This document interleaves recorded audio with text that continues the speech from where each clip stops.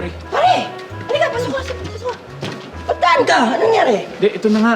Tol, pwede ba makitulog muna dito? Bakit? Pre, yung mga magulang ko, away ng away. Ang gulo ngayon dun sa amin. Naku. Ganun ba? Ayoko na umay na ako sa magulang ko. Ano? Patulog naman. Ay, oo, pwede. Gusto mo, magtabi tayo sa kwarto eh. Wag na, nakakaya. Ano ka ba? Hindi, ano ka ba? Dito na ako, dyan, sa sofa. Pwede naman tayo. Sofa, maliit lang yan sa'yo. Ang laki Tol. nito, kasang-kasa ako dito. Sure ka dyan? Thank you.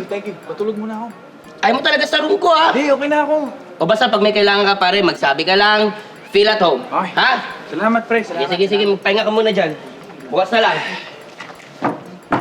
Ay, para mas maganda yung tulog mo, no? Ma-relax ka.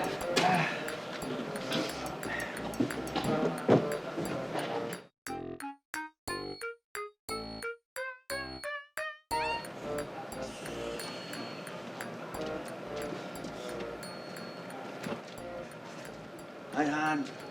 Anong hayhan, ha? Walang yaka, bakit kayon ka lang? Asan ka galing? Nag-overtime.